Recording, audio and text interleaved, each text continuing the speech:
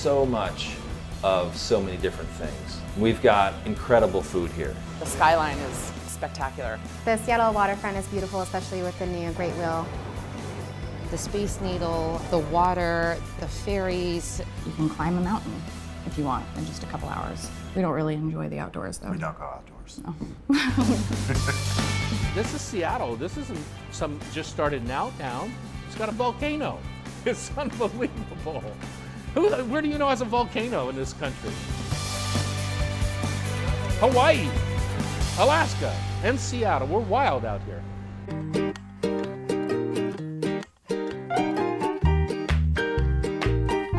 Seattle is really known for glass. Part of that is because of Dale Chihuly. Chihuly Garden Glass is an exhibition. It covers about 50 years of Dale Chihuly's work and life. At night, all of the sculptures are lit up and visitors can just wander through the garden and have a great experience.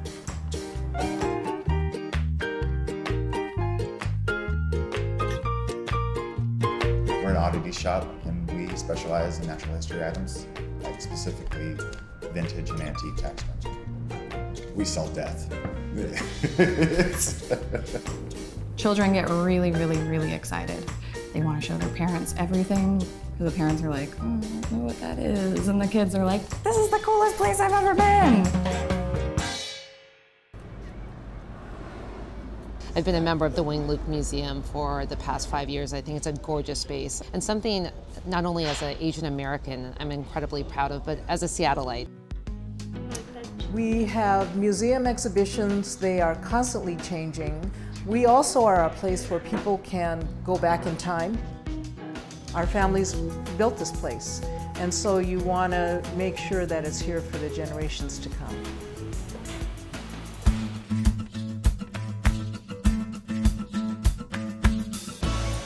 We have a sensibility about food in this town. Everything is sustainable. People are very thoughtful. Our primary focus is sourcing. We have one of the largest farmers markets in the nation. We have about 20 plus tons of soil on the roof, which makes for a rather large garden to source from. We go at great lengths to source locally, and 90% of other restaurateurs would be leaning towards flour from Italy to make pizza and pasta. We buy all of our wheat from Washington. Not only do these monies and those dollars go back into the local economy, but you also get to have that connection of knowing the person that's bringing you these foodstuffs. It's about relationships. Having a cocktail? Cocktail all day? Well, I'm a Korean and Hawaiian. To prevent any family fighting, we went with the Korean, Hawaiian, Asian fusion. So we have Korean tacos, Korean marinated meats. We have 2 sliders spam, which is a Hawaiian specialty. And then we have Kalua pork tacos, which is Hawaiian-style braised pulled pork on a Hawaiian sweet roll. When it's sunny in Seattle, this is where you want to be. You want to be out on the water. You want to be seeing the Space Needle with a Mai Kai in your hand. There's not that many restaurants in Seattle that have this kind of beachfront access. In fact, really none do. So the fish represents westward because, and how it looks, at least on the plate, it just is a roasted fish, but there's so much more thought and technique and effort behind it. And I think that that's what we do here in multiple ways, whether it be our cafetas, which are the meatballs we have, or the pasta, or even the oysters, or just all those things to me are just taking the ingredient, putting it through a filter that maybe is a little different than somebody else.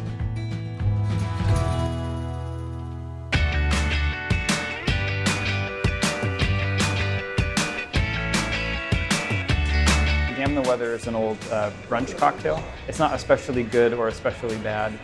We just really liked the name. The design of our cocktail menu is meant to be adventurous. We actually have a drink here with fresh pressed sugar cane, and that juice is actually pretty savory and a little bit salty and earthy. Those kinds of drinks are right up my alley.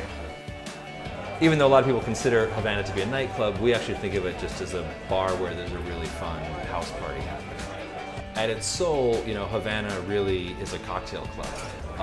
This hotel lobby from a bygone era, but then at like 10:30, 11 o'clock at night, something happens. And it's always different, it's always interesting, there's a little bit of mystery to it. it's time to really cut loose and have fun, like, where do you want to go? I'm going to Havana.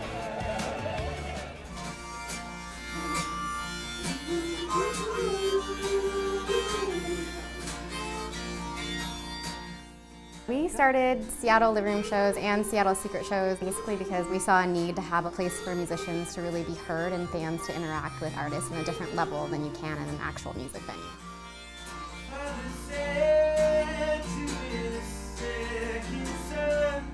People can come to one of our shows alone and leave with friends and feel comfortable and welcome. You know, you can go to a big, loud music venue and you don't always leave going, gosh, I'm really connected to everyone and I'm so excited to have new friends. So that's one of the things that I know that our guests take away, and that's one thing we really pride ourselves in. One of the things I love about Seattle is that it's developing from a smaller city to a bigger city. People are changing, they're staying out later, they're engaging more. It's very much an exciting time to be in Seattle.